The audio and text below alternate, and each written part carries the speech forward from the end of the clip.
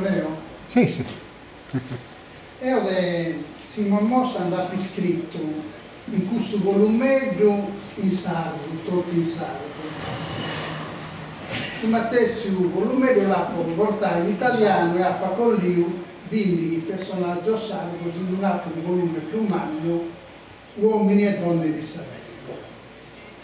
E appassionare di un punto solo, ma a me la cosa scalnavo già gustiamo.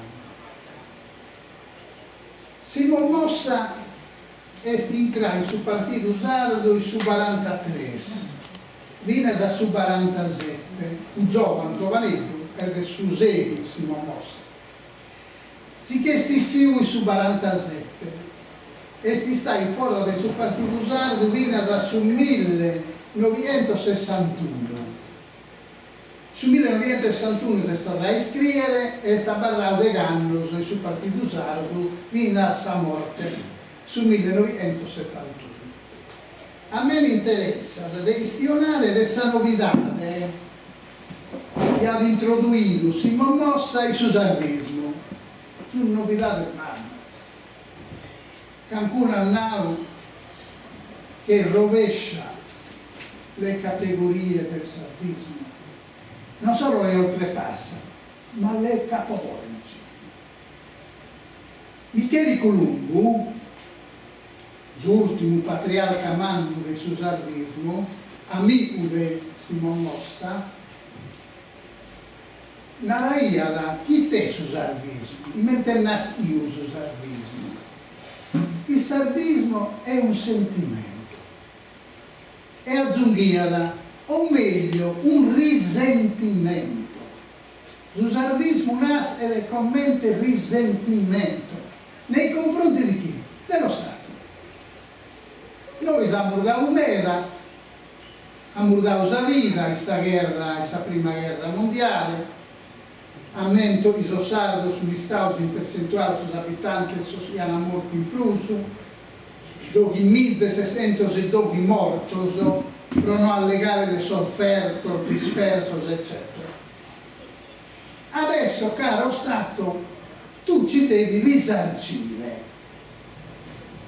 Io in Avagusto, sono scriatore del suo partito sardo, Lussu, Bellieni e Dino Giacobbe, sono tre spumagnos.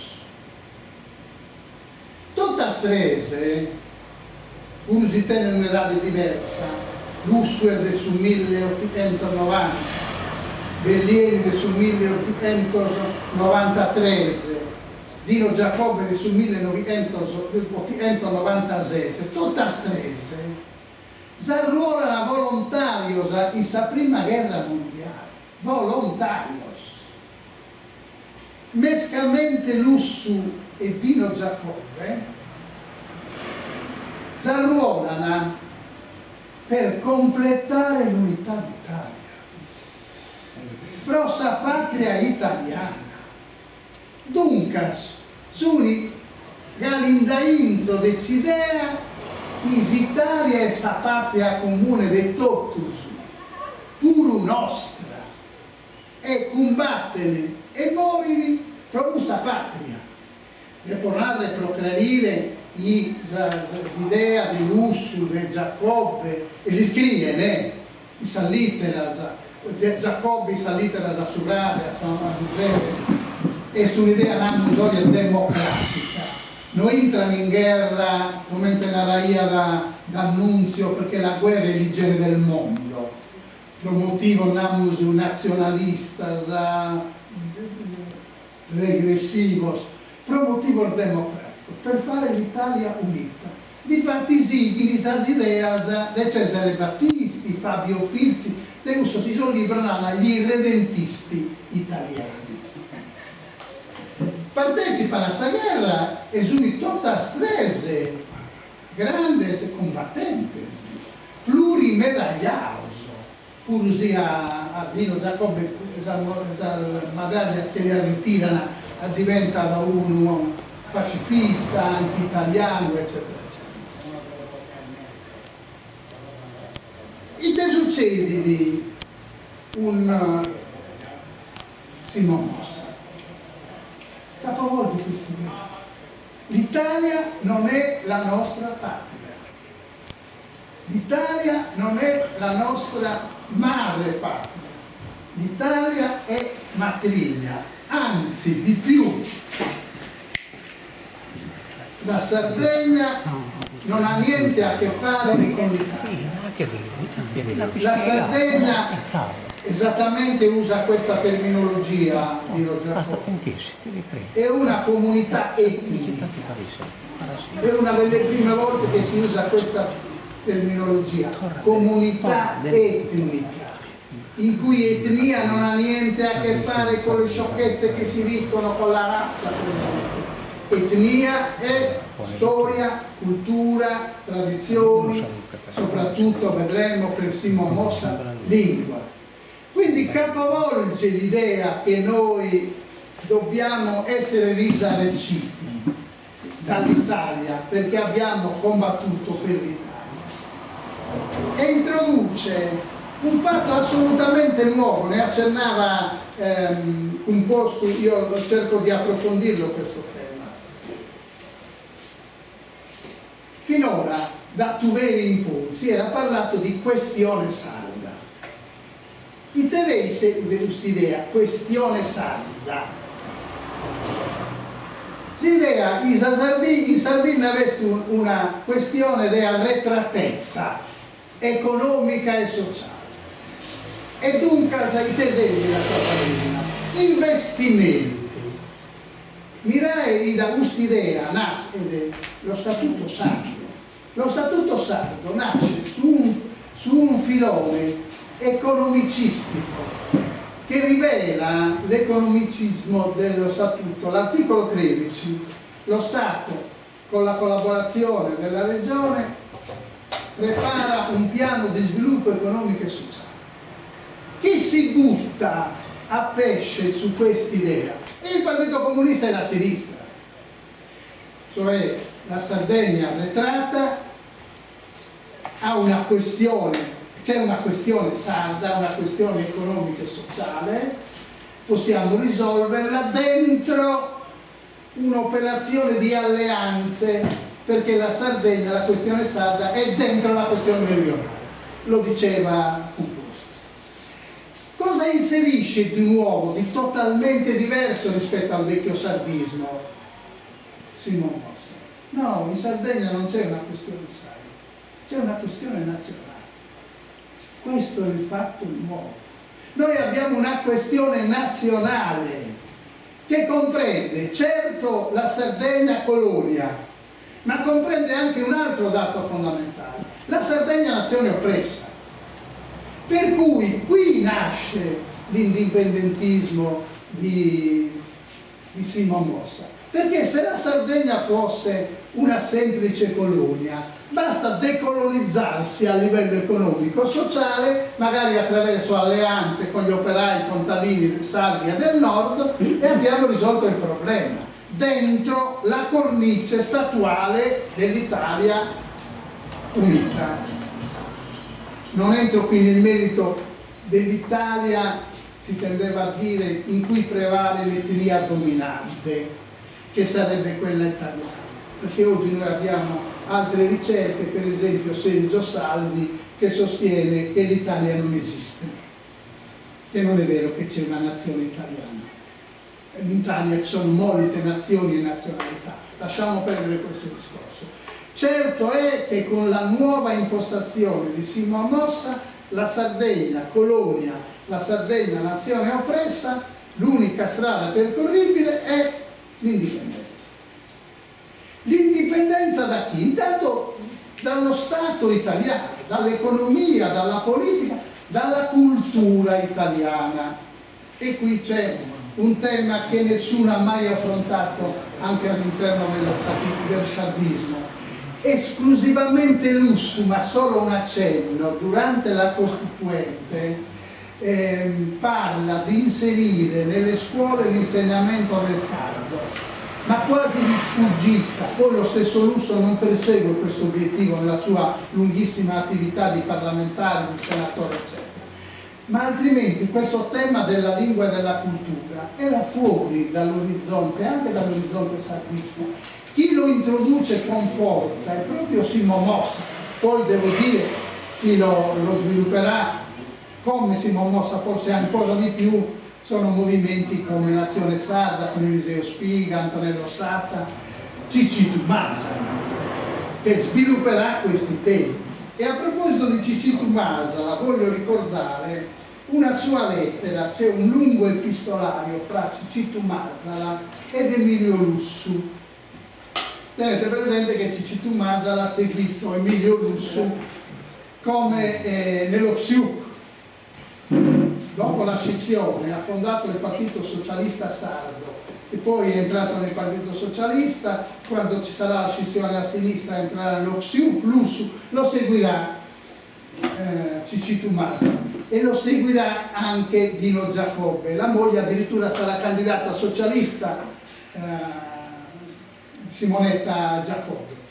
Dicevo, Masala, soprattutto dagli anni 70 in poi alla fine della vita diventerà ancora più radicale, quasi sfrontatamente estremista, e lo dirà. In questo colloquio epistolare con Lussu si divertiva a fare il provocatore. E una volta dice: caro Lussu, ma ti sei dimenticato che il 21 ottobre del 1938 in un piccolo microsaggio alle leggi razziali, Lussu si scaglia in modo ironico contro Mussolini, le leggi razziali eccetera, a un certo punto Lussu scriverà: nella Repubblica Sarda Indipendente, usa questa terminologia Lussu, nella Repubblica Sarda Indipendente il primo presidente sarà naturalmente sardo, il vicepresidente sarà ebreo, perché nell'articolo, scagliandosi contro le leggi razziali, dice: noi siamo accoglienti e ospitali nei confronti di tutti gli ebrei e quindi gli daremo anche la vicepresidenza della Repubblica Indipendente Sarda. Masala ricorda questo a Emilio Lussu. Reagirà, dice Masala, come una bala bestia, perché Lussu, e siamo negli anni 70, di tutto voleva sentir parlare, fuorché di nazione sarda e di nazione sarda contro la nazione italiana. La nazione per Lussu è quella italiana. È pur vero che qualcuno ha detto, quando parla di nazione mancata, si riferisce a Stato mancato. È un'interpretazione un po' che tira un po' forzata, secondo me. Lui pensa anche proprio alla nazione italiana e la nazione sarda che non esiste di fatto. Ed era così italianista Lussu. Sto criticando Lussu, ma io ho una grande ammirazione per Lussu, sia come scrittore, come persona, come tutto. Però per dire la cultura politica di inizio Novecento e quindi del sardismo, di tutto il sardismo, compreso, ripeto, Bellieni, quando va all'università Lussu si fa scrivere nel libretto universitario Emilio Lusso e ritorna contento ad Armungia e lo fa vedere al padre, che lo prende a schiaffi e gli dice: ritorna immediatamente a Cagliari e fatti cambiare Lussu in Lussu. Era tanto l'italianismo presente, ma una persona come Lussu, vabbè, era giovane, ditemi quello che volete, era tanto però la cultura italianista che era impensabile persino di utilizzare il cognome Lussu e non Lussu. Per cui, secondo me, il merito fondamentale di Simo Mossa è di avere proprio rovesciato il paradigma politico, culturale della Sardegna e di aver messo le basi moderne dell'indipendentismo. Ha fatto bene Bustiano a sottolinearlo, non del separatismo, anche perché Simo Mossa lavora per tutta la vita per creare una rete di alleanze con le minoranze nazionali, le etnie senza Stato, le piccole nazionalità, ma lui andava, come dire, col suo corpo, andava a visitarle personalmente queste minoranze. Lui è un grande viaggiatore, oltretutto è un plurilinguista, conosceva una decina di lingue, scrive in moltissime lingue, tra cui in tedesco, e sostiene che senza un'alleanza, un federalismo vero tra queste minoranze europee per intanto e poi le minoranze a livello mondiale, non ci sarà possibilità di creare l'indipendenza e la liberazione dei popoli. Va oltre anche l'idea di emancipazione, che è un termine che si riferisce in modo particolare all'economia. Lui parla di liberazione perché è più vasta, si riferisce anche alla lingua e alla cultura. E dice comunque, teniamo presente in questa nostra lotta che la potenza imperiale e geometrica delle grandi capitali europee continua a cercare di ammuttolire, questo è il suo termine, di ammuttolire le minoranze nazionali. Al centro di questa battaglia è la lingua. Ci sono anche molti altri temi. Lui era un grande architetto, un arcimastro. Ha iniziato a costruire le prime villette dell'Aga Khan. Quando si è accorso che era una semplice operazione immobiliare, abbandona, se ne va via, scappa con i funzionari dell'Aga Khan, ritorni almeno all'architetto a ritirare la paga che le spetta, non le voglio, e va via senza risarcimenti, senza la paga per il lavoro che ha fatto, perché lui è un grande architetto e vuole un'architettura di tipo sardo. Le cose migliori che noi abbiamo ancora oggi, il Museo del Costume, alcune chiese, alberghi di Alghero, le ha fatte lui. Ma lui era soprattutto un plurilinguista. Scriveva in italiano, in sardo, in catalano, in tedesco, in francese. Non ha mai scritto un'opera complessiva, organica. Ha scritto centinaia di articoli, in modo particolare sulla Nuova Sardegna, io mi sono visto tutti prima di scrivere questo libro, sul solco e su altre riviste, ripeto, anche non italiane. Il problema suo fondamentale è la lingua.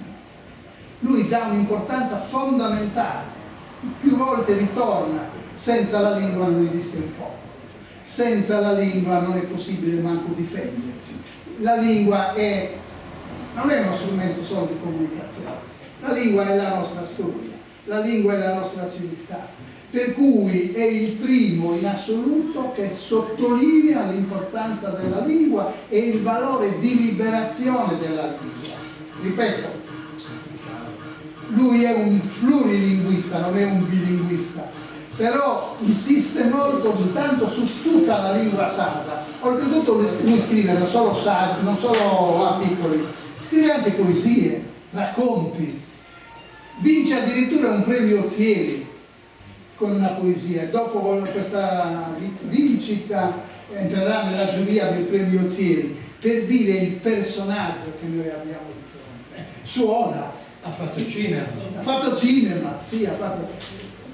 È un personaggio suggestivo, ricchissimo, non è il teorico astratto o che si mette a creare un'ideologia, ma crea, a me non piace manco il termine ideologia, l'ha usato Giustiano, non mi piace, l'ideologia io sono fermo ancora a Marx, è la falsa coscienza della gente. Mi interessa invece il fatto culturale, non l'ideologia. Naturalmente la sua è una cultura complessiva che attiene non solo a un settore, ma a tutti i settori della vita sociale e civile. Io ho per questo l'unico limite, se volete, lui era così, è che non c'è in lui un pensiero organico, però attraverso la lettura dei suoi articoli, dei suoi scritti, dei suoi racconti, si può in qualche modo ricostruire questo pensiero organico. Però non ha mai scritto un saggio. Tenete presente che era lui, prima ancora che ideologo, era un attivista. Per tutta la vita militante, ha lavorato per queste idee che lui sosteneva, che però non sono idee nel senso di idealismo solo, sono progetti, perché lui attraverso una serie soprattutto di relazioni, 2 le ha fatte per esempio in 2 convegni a San Basilio all'Olai, dove scrive Eliseo Spiga, Antonello Satta, partecipano e arrivano vestiti da cacciatori perché si erano accorti